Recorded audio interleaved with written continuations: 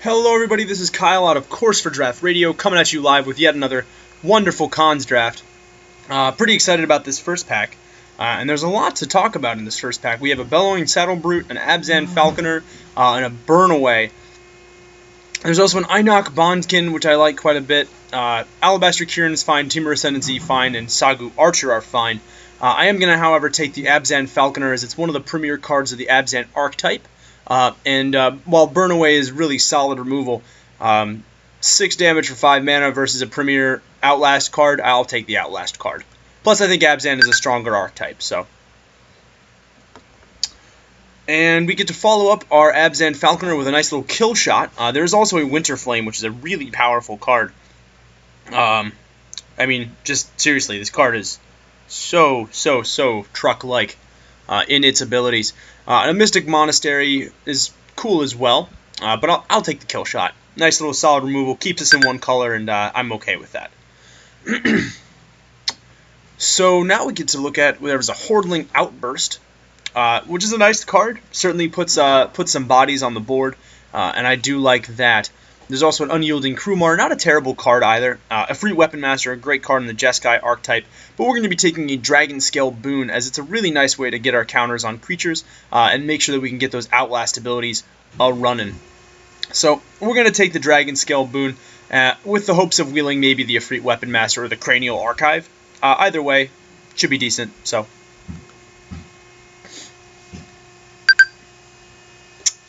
Okay, now what do we have here? We've got 2 good green cards, but it looks like there's a Debilitating Injury, and I think that's what we're going to be taking here. There's also a Mardu Skull Hunter, another Burnaway, a Ponyback Brigade, and a Mardu Horde Chief. All of these, again, are fine cards. Burnaway, however, puts us in Naya, and I'd rather not be in Naya. I'd rather be in Abzan, where I can get access to potent split lands, and, of course, the Abzan Banner. And Debilitating Injury is certainly nice spot removal against aggressive decks. So that's what we'll be taking. There's an Aerostorm, and we've been passing a lot of good red. So I think the person next to us will hopefully be in Mardu, although they could be ignoring the signals. That does happen. There's an Archer's Parapet, which is an excellent card, as is Longshot Squad. I think the choice, however, is between Longshot Squad and Debilitating Injury, and I'm more inclined to take the Injury. So, getting some good removal while we can get it. We are a little bit creature light, as we've only picked up 1 good creature, so I think I'm going to take this Sagu Archer. Split lands are certainly very important in a deck like this, but Amorph creatures are also quite important, and having Reach is a pretty relevant ability, so we'll take the Sagu Archer. Now, the same thing can be said here. I guess we could pick Sidisi's Pet, but I'm actually going to go for the Scoured Barrens. We are a little bit creature light. However, Sagu Archer, I think, is a step above Sidisi's Pet. Whereas I would rather, I feel like Sidisi's Pet is worse than Scoured Barrens. So Scoured Barrens is what we're going to be grabbing.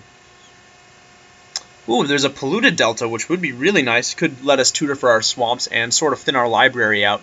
That is kind of a cool card for us to see. However, I think Sultai Scavenger is a much more efficient card for this deck, and it's nice to have some flyers, especially flyers that are made cheaper by the ability of Delve. So Sultai Scavenger it is. Alright, so now we're getting rewarded with some more creatures. We have access to a Sagu Archer, but there's also a Mardu Horde Chief, and I think I'm actually going to take the Horde Chief. Honestly, for a 3 power and 4 toughness across 2 bodies if you attack is pretty good, and Horde Chief does a nice job of dealing with morph creatures, so I'd like to fill out our curve just a little bit. Bitter Revelation is going to be the card that we take here, a little bit of library control, and I'm not too worried about passing up a big dumb monster, so... Unyielding Krumar is a nice wheel for us, solid 4-drop, so that's what we'll be taking. So far we've gotten all playables, which is really nice. It looks like somebody is in Temur, however, because I've been seeing very little green, but that's fine.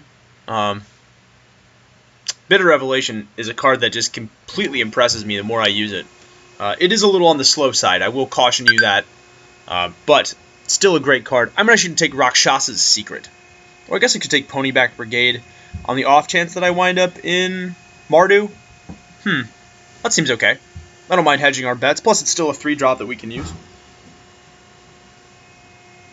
And like I said, I mean, Mardu, well, we did pass a lot of red, so I probably should have taken Rakshasa's Secret there. But that's okay. you never know what the... Like I said, someone could have just ignored the signals that we were sending and not done the right thing. And if that is the case, we will pick this Ponyback Brigade up, and we will happily capitalize on their mistake. I'll take Sage Eye Harrier. Oh, and the Abzan banner, which is really good for us. So I'm going to hide this and hide this. But so far we've gotten 1, 2, 3, 4, 8, 12 playables. And that's where you want to be, pack 1. I mean, there's nothing too stellar. Like the kill shot, the 2 debilitating injuries, that was nice. We've got some good flyers. Some nice efficient stuff. Our mana looks pretty decent so far with that banner and that Scoured Sands. We look to be black-white, so that's good. And I was talking about this in one of my earlier drafts. I really enjoy, when I'm playing this format, starting by picking a color and then sort of letting my other color, like having 2 dominant colors and then a pseudo splash. So this would be like black-white with a pseudo splash of green. Now this is an amazing pack. There's a Butcher of the Horde, which is by far and away the most powerful card in the pack. I mean, this thing's incredible. But there's also a Seeker of the Way, a Mardu Charm, and an Abzan Battle Priest. I think what we're going to do is we're going to grab the Battle Priest. And I don't think I need to be in Mardu just yet, although that definitely is the card that would put you into Mardu. There's also the Charm is nice. The Seeker of the Way is certainly a fine 2-drop, but I think the pick for us is between the Priest and the Butcher. So a Priest and a Butcher walk into a bar, and one of them says, "Man, why do you sell stuff for so cheap?" I don't know the end of that joke, but it sounds like it would be a good one. Butcher or Priest? See, the issue here is that Butcher is definitely the more flashy option, and Priest is the safer option. I think I'll go with the safer option and hedge my bets. I like doing that. Safe is good. No boldness, only Zool. We'll take Feet of Resistance. Feet of Resistance is one of the best cards for this archetype. Lets us shield our guys and put counters on creatures that otherwise wouldn't have them. So, Feet of Resistance is what we're grabbing there. Hello, Meandering Tower Shell. Yes. I vote yes to this card. It dodges enchantment speed removal like the debilitating injuries. So, there's also a Throttle in the pack, which I like quite a bit, but we're a little creature light, and I like getting big creatures like that. Now, the pick for us could be either Rite of the Serpent, Mardu Skull Hunter, there's a Salt Road Patrol, or a Kill Shot, and I think I want, let's see, if I'm playing the 2 debilitating injuries, I have 1, 2, 3, 4, 5, 6, 7 spells in the deck. 1, 2, 3, 4, 5, 6, 7. 7 non-creature spells in the deck. I guess I could probably run a second Kill Shot. I like Rite of the Serpent. I really like Mardu Skull Hunter, though. I'm hoping Salt Road Patrol wheels, but I think we'll take Kill Shot. Oh, wow, that's a Ghost Fireblade. Ghost Fireblade, for those of you that don't know, is probably one of the more dominant things in this archetype. I mean, there's no real strategy to it. It's just like, hey, you know, play this card and win. So, plus it works really well with morph creatures. There's a nice Alpine Grizzly. I'm going to grab this Jungle Hollow and shore up our mana base. That's going to be the plan there. We've got 1, 2, 3, 4, 5, 6, 7 creatures. 8, 9 if you count our Sage Eye Harrier and our lovely little Ponyback Brigade. I'm actually going to take the Einok Bondkin here. I want another 2-drop. As of right now, I have... My only 2-drops are debilitating injuries. So, that's what we're going to grab. Grab a 2-drop. Be pretty happy about that. I'm not going to play 2 Bitter Revelations. I don't need a 6-drop. I'll take the Monastery Flock. On the off chance that I need more morph creatures. Morph creatures do go very well with this Ghost Fireblade, so definitely not something to scoff at there. I could take Mardu Charm, or I could take Karu Dreadmaw. I'll probably take the Dreadmaw. I don't know if I'm necessarily going to play Dreadmaw, but I'll definitely take Dreadmaw. Ooh, we did actually get to wheel a Mardu Horde Chief, which is nice. The other option is the Rakshasa Secret, but I like the Horde Chief. And the Throttle. Throttle being wheeling is a very good option. See, now it looks like we're white-black. Oh, and Rite of the Serpent wheeled. Excellent. Wow, that's really good. Siegecraft is useless, so we'll take Seek the Horizon and Dutiful Return. So, Seek the Horizon actually not being a terrible option for us. Ghost Fireblade is a sweet pull, though. So is the amount of removal that this deck already possesses. Having access to Rite of the Serpent, having access to Throttle, 2 kill shots, 2 debilitating injuries. Yeah, we're doing really well. I'm very happy here with the number of stuff that I have. I might actually take out one of the debilitating injuries, or one of the throttles maybe. I might take out throttle. Like Rite of the Serpent, just flat out kill stuff. Debilitating injuries good against the earlier archetypes. Yeah, it's just good.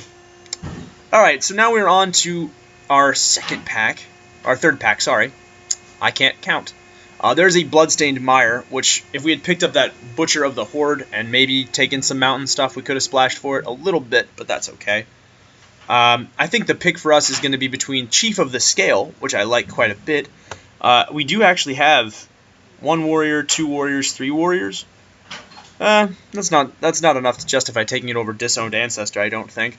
I think Disowned Ancestor is a much stronger card. There's also a Become Immense, which is a sweet bomb. If you can have it resolved, but I would rather have a premier Outlast creature than a pump spell. So that's what we'll be taking. Ooh, a Hooting Mandrill is pretty good. Let's see what else we've got. There's an Abzan Charm, another great card. A Timely Horde Mate, which I've got 1, 2 cards. Yeah, Timely Horde Mate not so good in our deck though. There's also an Alabaster Kieran, which is certainly a fine addition to our squad. Ice Feather Aven is probably the best card in the pack, period, though. This thing is insane. As an aggressive flyer end is a really nice morph card. I think the pick for us is going to be between Abzan Charm and Alabaster Kieran. I'm going to do a quick creature count. 5,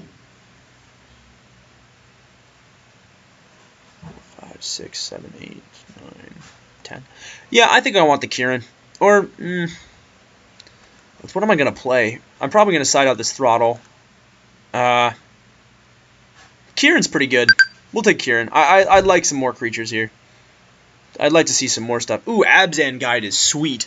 Abzan Guide is what we'll be taking here over the Become Immense and the Rite of the Serpent. I've already got plenty of removal. When I'm siding out throttle, that means like I'm doing pretty well for myself. An Abzan Guide I'm taking for 2 reasons. A, it is an awesome card if we manage to unflip it, and B, because of our Ghostfire Blade, every morph card that we use is going to be really awesome. So, actually, our morph cards are just actively better now. I'm going to take Salt Road Patrol, Premier 4-drop for our archetype. There's also a Dragon Throne of Tarkir, which is fine. It's a little mana heavy, though, so that's what we're taking. We're taking the Salt Road. And an Armament Core sounds excellent. I'm actually going to take Jungle Hollow here. I'm realizing that we only have 1, 2 split lands right now, and I'd like a third. Both for the life gain and to sort of smooth out our draws. There's a Sidisi's Pet, which I could take. It is an excellent card for sure. But I think Savage Punch, maybe? I mean, the average power level of our guys seems pretty high. Yeah, I'll take Savage Punch. And I'll decide if I really want to use it or not. I will definitely take Sandstep Citadel here, though. That's perfect mana for us, and I'm happy that that's wheeled. So we're actually going to be pretty good on the mana front. And it's really just going to be a matter of what to cut from the deck, which I think is great. It's just really solid. I've never played Armament Core either, but I feel like the card is good. Like it seems decent. At most, it hits the field as a 6/6 for 5 mana, which is good. Abzan Guide seems awesome as well. So, yeah, looking good so far. Feeling strong about our chances here. I do like playing Abzan. I will say it is my favorite archetype, and I will say I think it's the strongest archetype. Especially now when we've got like nearly perfect mana with these 3 split lands and our tricolor land and a banner. That seems pretty good. Plus we've got Ghostfire Blade to pull us through. Wow, I could take Bloodstained Mire too, and just use that to switch to grab swamps. I mean, that would thin out our deck really nicely. Although, I don't know if I might just take the second Rite of the Serpent. And that's what I'm going to do. Having access to that, like, yeah, that just feels better. I don't need to waste a pick on something like that. And the life gain on these lands is surprisingly relevant. Especially when we've got stuff like Bitter Revelation to pay for. So, I will say, though, Disowned Ancestor, man, has impressed me every single time I've played it. Wow, and we wheel an Abzan Charm? Holy mackerel. And we wheel Become Immense? What the heck?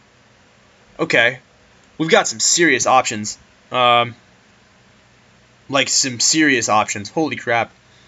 Some really good stuff that's coming into play and people are just going to have to deal with. Man, I'm surprised at how potent our wheels have been. We've had some really nice, like, oh, are you kidding me? Sure, I'll take a second Abzan Charm. We're going to log into Untap real quick while we're waiting for our next pick. The beeping is a little obnoxious on Tapped Out, but it is nice because it alerts me to when our next pick has to be. So I can sign in, save you guys a little bit of time. We can go right to that whole deck building process, and you guys don't have to waste any of your time. That's nice. That's good stuff. Yeah, we got a lot of removal, a lot of good stuff, a lot of good creatures, great mana, 2 Abzan Charms. I mean, Jesus, this is looking really strong. I'm excited to try Meandering Tower Shell. I've actually played against Meandering Tower Shell once. My opponent had a Sultai build, and it was a very interesting Sultai build because not only did he have Meandering Tower Shell, he had the Ancient of Crystal Lake too. So it was basically like playing sea monsters.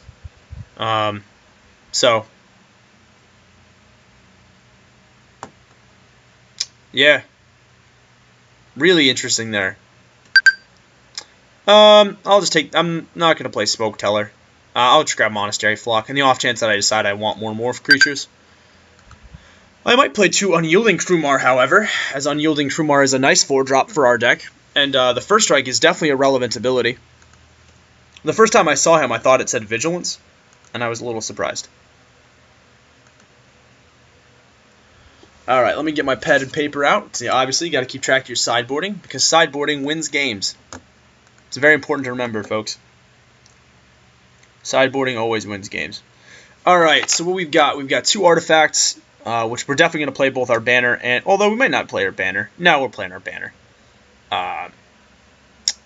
So we're at 22, 26, 28, 30. Sweet. So I've got 7 cards. Well, it's going to be a little interesting. I think the first thing I'm going to cut... I'm going to cut my Abzan Charms. They don't really do too much for me. I've already got Dragon Scale Boon and Feet of Resistance, which I think are just a little bit more... color light on us. While Abzan Charm is a very powerful card, I've already got 2 Kill Shots, 2 Rites of the Serpents. I'm actually going to cut the Savage Punch. We are going to remember that we have 2 Abzan Charms and a Savage Punch, however. Because, you know, it's important to remember what you've got. Sideboarding wins games. I can't stress that enough. Definitely some strong cards to have around, but no sense in trying to force stuff when you've already got plenty of good removal. I really like our deck, though, in terms of, like, its curve. We're a little light on 2-drops. I will say that much. I might actually... We have 4 drops. Where's my Morph creatures? I've got 1 Morph creature. I've got 2 3 drops. 3 3 drops. That's not bad. 4 3 drops. 5 3 drops. Okay, so that's good. Well, I don't know. Maybe Dragon Scale Boon isn't as strong as Abzan Charm. Although it is less mana dependent. And I do like not having to depend too much on my mana early on in games. Now, granted, I do have great mana.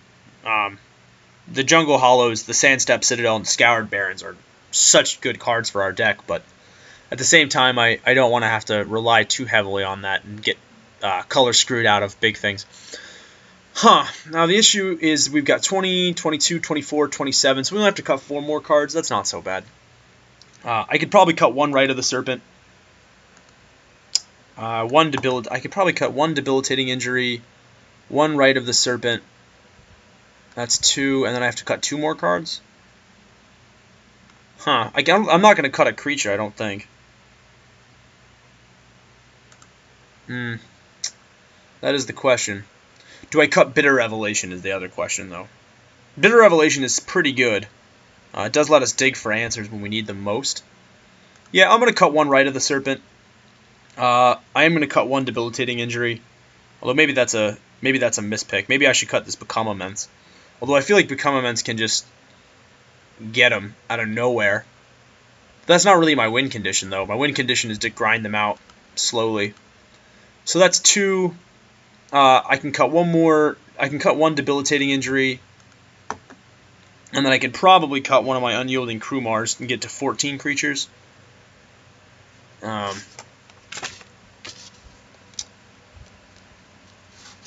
make sure that I'm, of course, noting in my sideboard that debilitating injury and Rite of the Serpent are there. Yeah, it just seems like with 2 kill shots, a Rite of the Serpent, and 1 debilitating injury, I feel like I'm doing okay with removal. Whereas I'll need creatures. Yeah, I'm going to cut 1 unyielding Krumar, I think.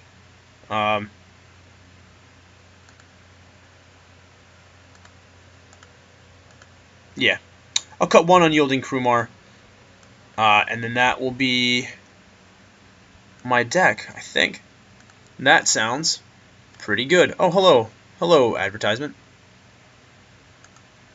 Jankfall, of course, did very well for us last time. Our Jeskai build, which I'm pretty sure I built incorrectly, but that's okay. It's how you learn in Magic the Gathering.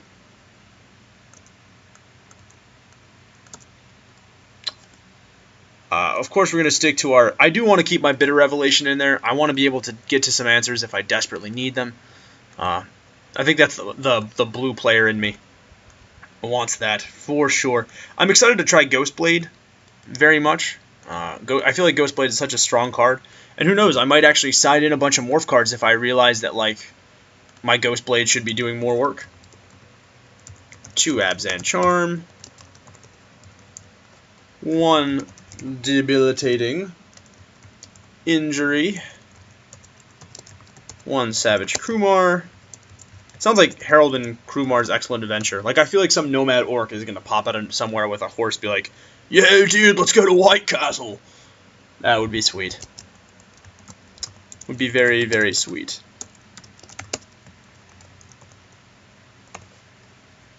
Okay, and we need a sweet, sweet name.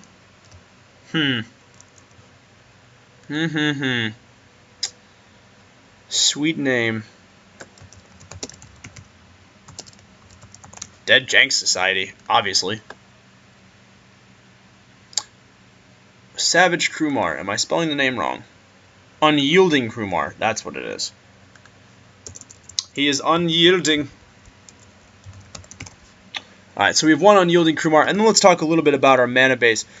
With 6 green symbols, we are going to be predominantly white, black, and again, very, very lightly into the green side of things. We've already got 3 black symbols, too, with our Scoured Barrens and our 2 Jungle Hollows. So I think white is going to have to get the most love here in terms of how we split the mana up.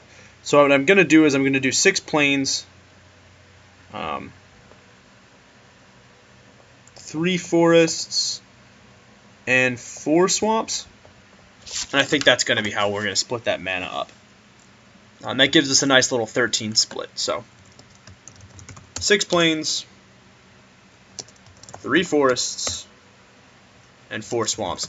And if you think about it this way, we actually wind up having 1, 2, 3, 4, 8 black sources in that sense. Then we've got 1, 2, we've got 8 white sources in that sense. And then we have 1, 2, 3, 6 green sources in that sense. And that's not counting our Abzan banner.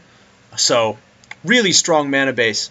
And that is, of course, the most important thing about Magic the Gathering, is getting your mana base ready to go. Alright, folks, well, Dead Jank Society looks like it's just about ready to go. I will hopefully see all of you fine people in round 1.